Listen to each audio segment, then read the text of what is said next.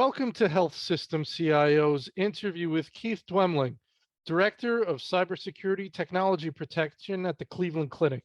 I'm Anthony Guerra, founder and editor-in-chief. Keith, thanks for joining me.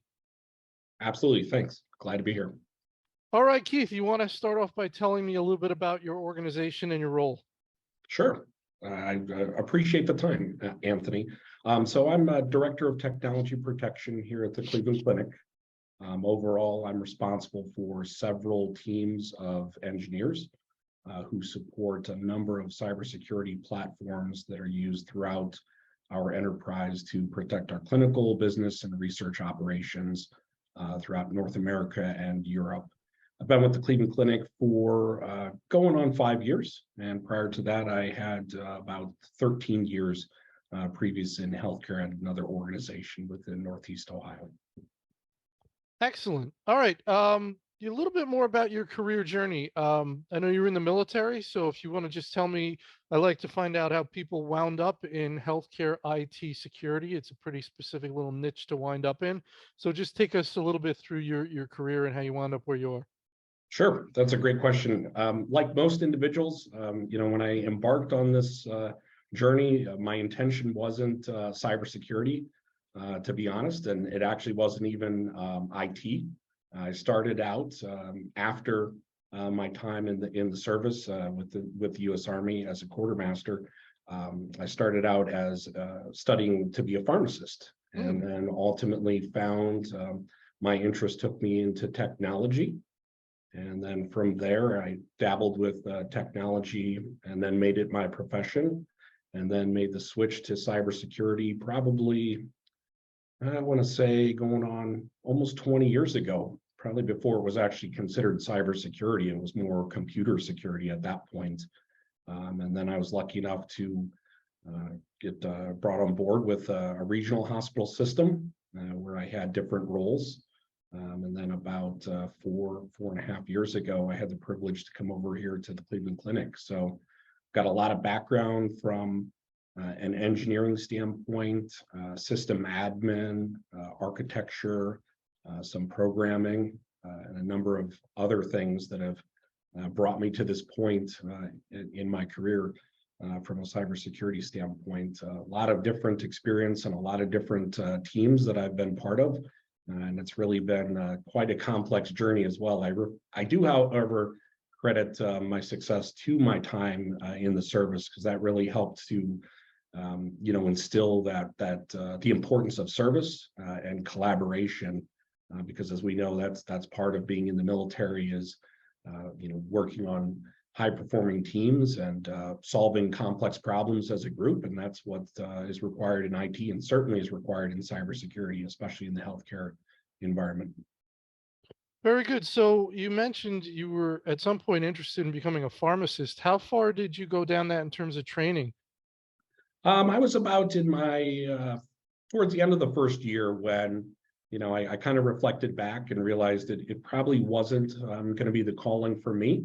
My interest was in the science, but not necessarily in all of the other aspects that it takes to be a successful pharmacist. And that's when I was exploring some other opportunities and got into actually web design and web programming.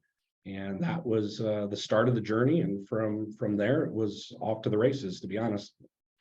What would you say it is about cybersecurity that pulled you in that direction as opposed to taking you in more of a CIO route? I think for me, from a cybersecurity standpoint, the ability to really focus on a pretty significant need that also has a lot of complexity to it and is constantly changing as well.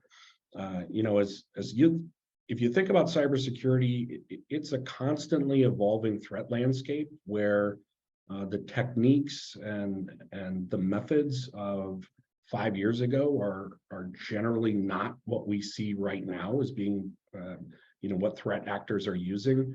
And I have to imagine that 5 years from now, we're going to see different types of techniques employed that we can only think of at this point, not as a reality, but just theoretical attacks. So it's constantly evolving. And I like that rate of change that keeps you, constantly learning. You're effectively a lifelong learner if you want to be successful in cybersecurity. Right, you better be, right? Although you're gonna That is be in for sure. trouble. Yeah. All right. What do you would you say or one of or two of the most important trends that you are trying to position your organization to handle? That is a good question because there's a lot of different trends out there. I think if I think of the top one or two, really third party risk is one of the biggest trends that organizations of all different types are challenged with, because with globalization and outsourcing and other activities, there's so many secondary and tertiary organizations that are participating in the care delivery process. So the responsibilities don't just stop at the traditional walls of the organization, they continue out to the partners. And then I think another thing that's really top of mind is the evolving definition of what a device is to protect and what a caregiver could be using. If you think back 10 years ago, cell phones and tablets didn't have the role that they have now in the clinical process. So, just protecting workstations in their traditional form is not a technique that scales any longer. We have to protect a number of different devices that support a number of different use cases, and then realize that that's going to continue to change as technology evolves, like virtual reality, sending clinical devices into people's homes, the fact that patients can bring their own technology that they use for diagnostics and recording results back into the clinical environment in some way. So, that what we have to protect is constantly changing, and I think that's an important trend that we have to keep thinking about. And is that when you talk about devices there, you're not even talking about really the biomedical devices that the hospital owns, which is its own huge challenge and problem, right? Are we thinking about devices in two different ways, sort of the more the ones that people are going home with, they're bringing in their own devices, the phones and all that, and then we have the infusion pumps and all that, which is a whole nother ball of wax, correct? Yeah, we have traditional devices, which are owned by the organization, third-party devices, and then, the rise of patient-owned devices that are in the mix as well that need protection in some form or fashion. And that's where it's really challenging, because obviously you can't deploy traditional tools onto someone's privately owned device, but you are to some degree still responsible for the protection of their information, and certainly the protection when it comes to the care that they receive. I wonder if you ever get in a situation where, as these things move so quickly on the clinical side, I don't know the view you have to that, and that healthcare IT professionals and security professionals have to some of the things that are going on the clinical side. Perhaps new things people are trying, and it might get to you, and you go, "They're doing what?" Right?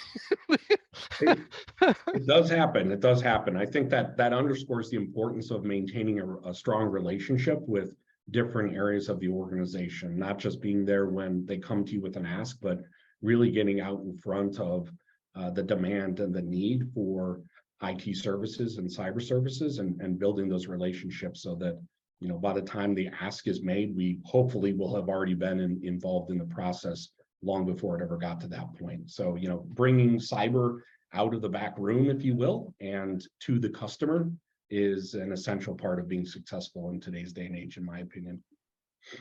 So you want to build the relationships and make everyone comfortable with coming to cybersecurity to run things by you, to get things cleared and all that. So that takes good relationships. They have to understand why it's important that they come to you. And then you also have to have it baked in structurally, so they have to come to you when it hits purchasing or things like that. So would you say it's a combination of all those things that get you in a good place from a process point of view?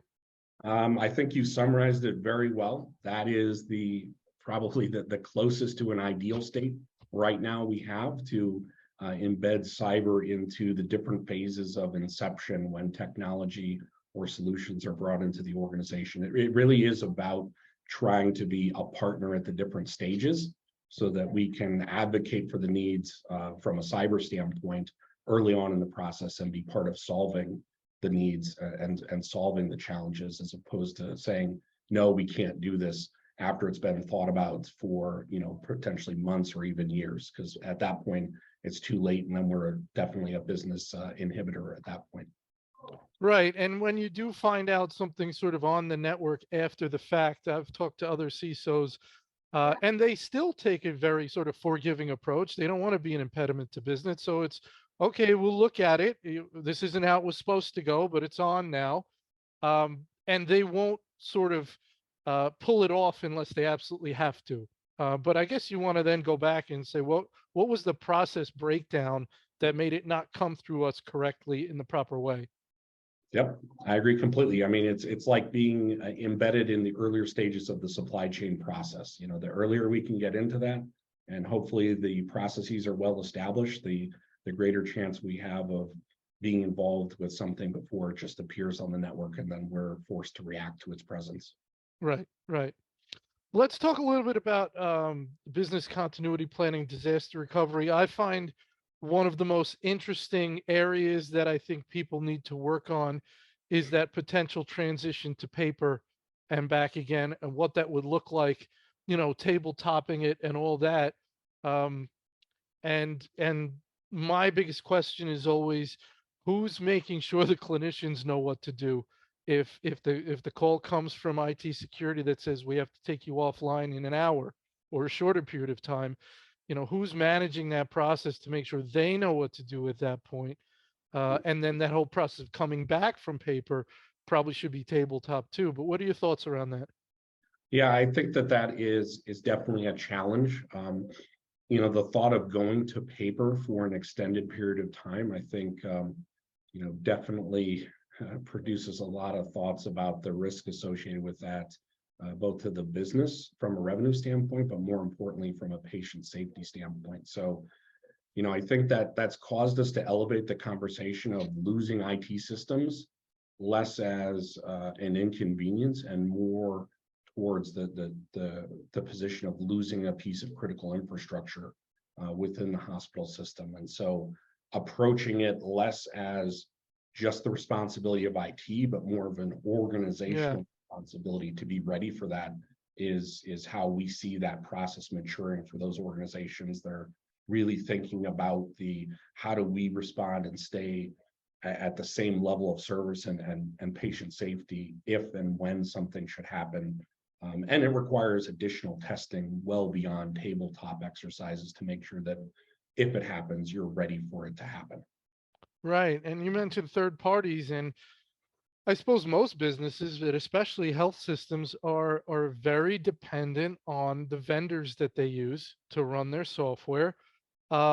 So people are working out new processes for bringing vendors on, more stringent processes for bringing them on. But I've heard one of the biggest challenges is the existing vendors. So yeah, we could come up with a new process for bringing you on, but we've got 100, 200, 300, 400 vendors, uh, who all now should be held to a higher standard because we have a new standard.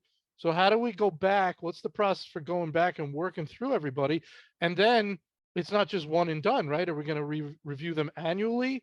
Are we going to review them every time they've had some sort of material change, which they acquired somebody, somebody acquired them. So it's a massive, massive issue. So what are your thoughts about managing that? Well, I think if we only had a couple hundred vendors to manage, we'd probably be, really looking forward to that day. But at the clinic we have thousands of vendors of different types that provide different services. The challenge, as you outlined, is just the sheer magnitude and scale. Also, the maturity of some of these vendors. Some of them are very small, a half a dozen to a dozen individuals, and then you have the large service providers that have tens of thousands or hundreds of thousands of employees, and then everything in between. So managing that at a program level and going through a recertification, a questionnaire process, all of that is very cumbersome, especially if you're trying to do it through a manual mechanism and having people, moving Excel spreadsheets, Hmm. sending questionnaires and looking at that. So I think it requires a combination of techniques. One, using automated and centrally managed portals and tools to really serve as a force multiplier so that you can contact those hundreds or thousands of vendors simultaneously. It requires integrating it into the incident response processes within an organization. So if you learn that a vendor has an issue, you can respond quickly and consistently. And then I think looking across the entire market, that's where we will continue to see the rise of cybersecurity frameworks specific to healthcare, where if an organization can demonstrate that they're high trust, ISO, NIST certified, it helps to go. It helps to bring you to that closer point where you can understand the maturity of what's on their side and not make it a unique process for every vendor. So it's really a combination of things to put together, a functional third-party risk program at scale, like we do with the Cleveland Clinic and for other national healthcare organizations. So great points. We're still talking about questionnaires and things like that with these third-party vendors. It's tough enough to manage if you were able to say with 100% confidence that everything that's ever been submitted to us in a questionnaire is true. And still a tough process, but we don't know that. These are companies, God bless them, but these are companies that want to attain the business and maybe perhaps tempted to attest to certain things that are not accurate. I mean, do you think of sort of saying, all right, we can do questionnaires for most of them, but for the top 100, I know you said you have a lot of vendors. So for the top 100, we need to go beyond the questionnaire because they're so critical to the function of organization. We need to do more, and whatever that means. What are your thoughts? Yeah, I think that's a spot on observation. I mean, it goes back to the old adage of trust but verify. And there's a couple different ways to approach that that will help to get that validation that what someone said and attested to was accurate at the time and remains accurate. And I think it's a combination of follow-up questionnaires, follow-up assessments, using those frameworks, but then also using third parties as well that will analyze the reputation of the vendors and provide you a scorecard of, if you will, of that vendor, so that you can use that as kind of a third party itself to assess the third parties to balance out, what was said versus what was observed. So if you're seeing, a well-formed attestation, but then on the scorecard they are a D, it's you suspect that there might be some misalignment, and then you can prioritize for further investigation at that point. So. Right. Yeah, I mean, it's interesting. It's not the same as the dynamic you have with cyber insurance. I read an article this week where a cyber insurance company was refusing to pay out on a claim. I think it was MFA, because the organization had said in their question, the health system had said, we use MFA. And turns out after there was an incident and they tried to get the claim paid, the insurer said, well, turns out you weren't using MFA, we're not paying. It doesn't quite work that way with the questionnaires that health systems are giving their third parties. You don't have that same mechanism of saying, well, you weren't using it, so we're not going to pay. It's just a different kind of dynamic. But I guess let's put a question around cyber insurance. Just your general thoughts on trends there. We know the costs are up that you have to pay. The deductibles are higher. The costs are higher. You have to jump through more hoops. What are your thoughts around the state of cyber insurance? I think that cyber insurance is going to continue to evolve when it comes to the value that it provides to organizations. I understand that the underwriters and the insurance carriers are challenged because cyber threats aren't decreasing; they're only increasing. And at some point, we'll see the exit of some providers from that market because their risk when it comes to a payout level is just too high.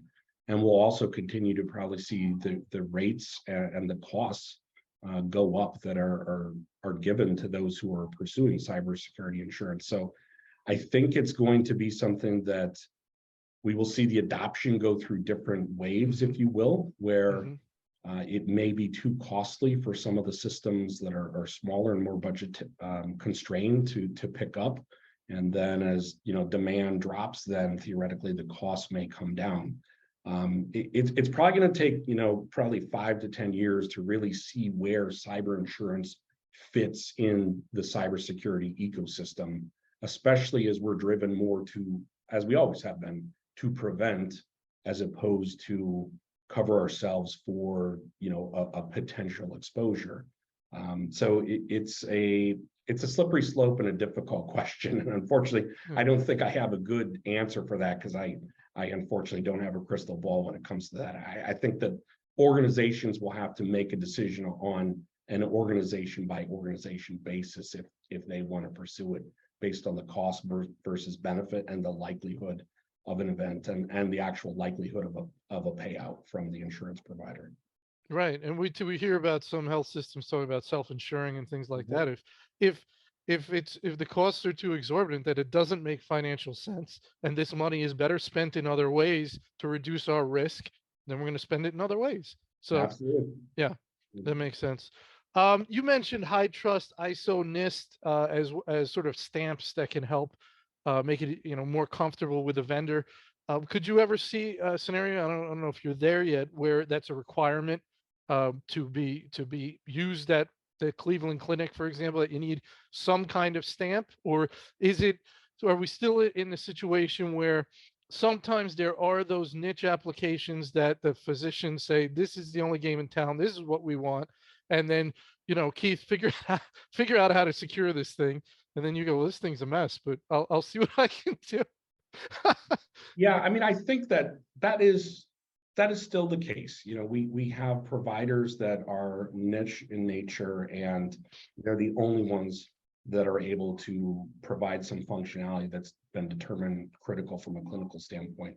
We will continue as an industry, I think, not just the Cleveland Clinic, to push vendors of various sizes to adopt frame a framework or some type of framework, maybe not the same one, as a means to simplify the process. I could see future legislation actually coming out that mandates that medical device, medical software vendors pursue, one of a Hmm. short list of frameworks, so that it helps at an industry level, to obtain that increased level of comfort. I think that on the private side, we're in a difficult position to push that type of mandate forward without a large coalition across all the different hospital systems.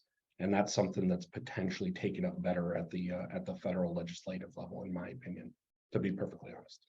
And how have you had those? I'm sure you have those conversations with key stakeholders, physicians, regarding the security status. I mean, of a application they want to use, and how do you handle that? Do you sort of take them through or what you're looking for, and perhaps why there might be a gap in the product that they want rolled out, and do you just have that conversation?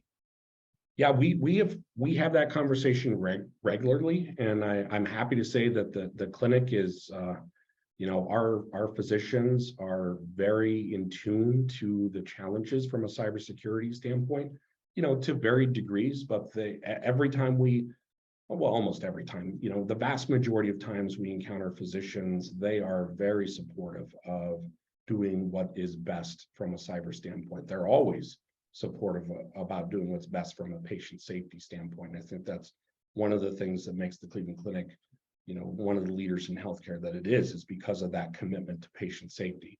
So we do have different conversations. We definitely have a proactive process for educating our clinical staff on the needs from a cyber standpoint, and they certainly educate us on the needs from a patient care standpoint. And then we can reach that middle ground and shared understanding, so we can have a collaborative conversation with the vendor. So we've not received very much resistance at all when it comes to infusing the concept of patient safety with cyber safety as well. So and it's helped us immensely to drive the program forward to the state that it is now.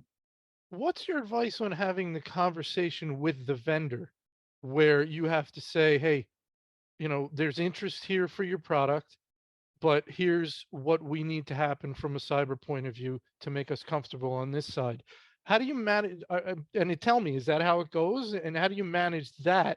Because again, you're in an interesting spot. You've got users that you need to satisfy that would like this application to roll out. You've got a vendor here that, your objective here is to get this product where it needs to be so it can be used by your organization. So I would imagine you have varying degrees in terms of the reception you get from that vendor and their willingness or ability to do what you need done with the product. So tell me how you manage that conversation. I think you brought up a great point, which is really how we have most of the conversations.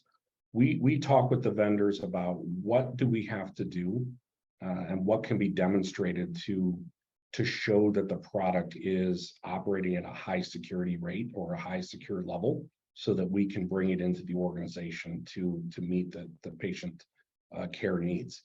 And we also try and position that as something that if we observe something or provide feedback, and it can be integrated into the product or their service offering, it actually strengthens their product and makes it easier for them to go to market and get adoption in other hospital systems and in other applications. So we really try and pivot the conversation away from, negative things have been identified and you have to remedy these things before they can be brought into the organization, as to we're providing you actually with a beneficial service by giving Sure. you feedback that you can then take to make your product better. And then, cyber can be one of the many, talking points and strengths to your product that will help you to get it into other hospital systems. I spoke to one CISO who said she felt like she wound up being CISO for all these little vendors. It does happen that way sometimes. Yeah, very good. All right, let's talk a little bit. You're working on your MBA. So tell me about your why you wanted to go get that and how you think it will help you in your work. Yeah, when I think I've mentioned that my background is very technical in nature, and I think that IT and cyber individuals, that is one of their strengths, but that can also be one of their greatest weaknesses, is that we have a difficult time sometimes really interfacing with the business and understanding the business operations, the business priorities, and the things that really move the organization Hmm. in the direction that it goes. So, when I was looking at my long-term growth, I saw that as a limitation and wanted to, really be able to think less as an IT cyber professional and more as a healthcare administrator.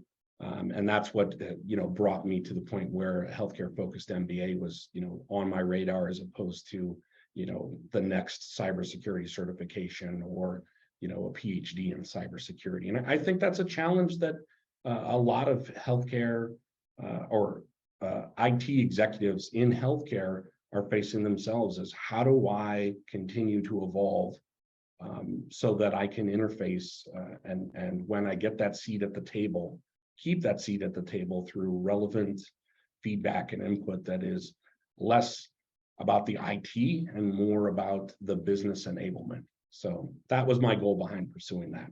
And I'm happy to say that I'm almost done with the program, so I'm looking forward to it. Was it tough? Was it a lot of work, especially with your day job? There have certainly been some long nights, very supportive for my family for putting up with it, and helping me through. But it's a testament to the program that's at Penn State. It's not an easy program, but it definitely helps you moves you in the right direction. Well, let's talk a little bit about burnout, something we hear about a lot with clinicians, but I suspect it's also a huge problem, especially with cybersecurity folks, because it can be a 24-hour, 7-day-a-week job if you let it, because things happen all hours of the night. Things go down. So, your thoughts on that? Do you see that as a critical issue among healthcare IT security folks? And do you have any advice for how you manage it? My second question would be, what do you do to relax, and what are your hobbies besides getting MBAs? Um, I definitely think it's a real challenge. I mean, Yeah. we're facing labor shortages, in the global economy as a whole.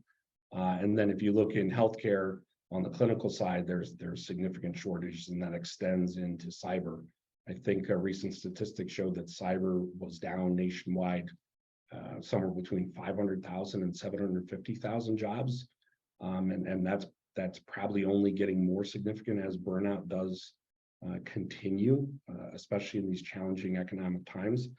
I think that as leaders, we need to really take a hard look at how we manage our teams and make sure that work-life balance is something that's not sacrificed whenever possible, and that we are cognizant of the needs of the people who are under our responsibility, and make sure that they get the type of support that they need.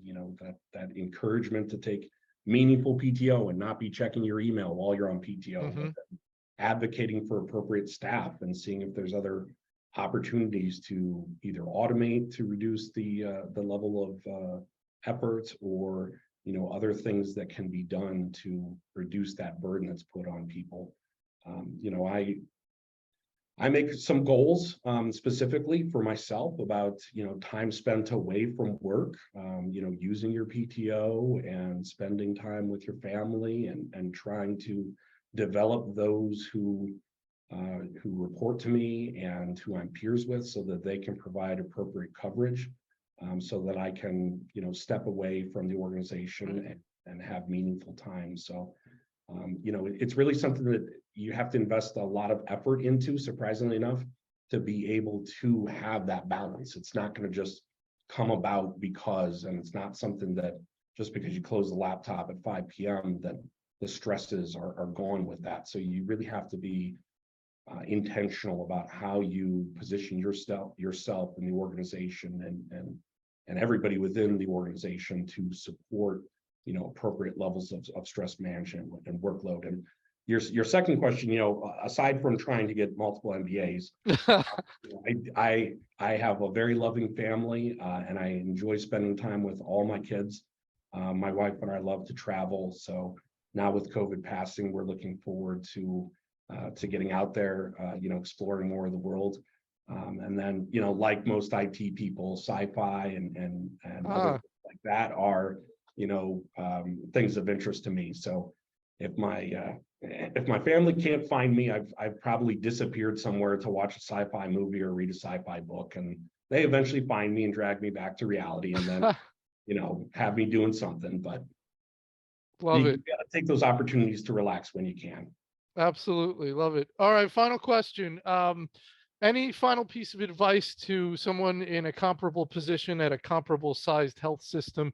What would your best piece of advice be to them? I think that from a development standpoint, you have to remember that growth comes in two forms, typically evolutionary and revolutionary. And you have to be willing to take advantage of the slow growth opportunities within your organization, or those moments where an opportunity is thrust upon you. Maybe not in the best of circumstances, where you can radically grow your career, radically learn something new, and then take those two types of opportunities when they come, and then try and make sure to have fun with it.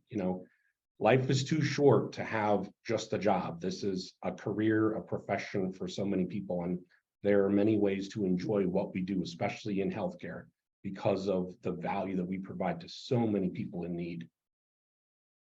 Yeah, just to revisit your other point about developing people. I mean, you solve so many problems when you do that, right? It's what you're supposed to be doing, right? You're supposed to be mentoring, developing them, and all that. And then if you're doing it properly, it allows you, as you said, to step away. And if you're not micromanaging, then you can step away, and you're not supposed to be micromanaging anyway. So solves a lot of problems, right? Yep, it does indeed. Keith, thank you so much for your time today. Wonderful discussion. I really appreciate it. Absolutely. Thank you.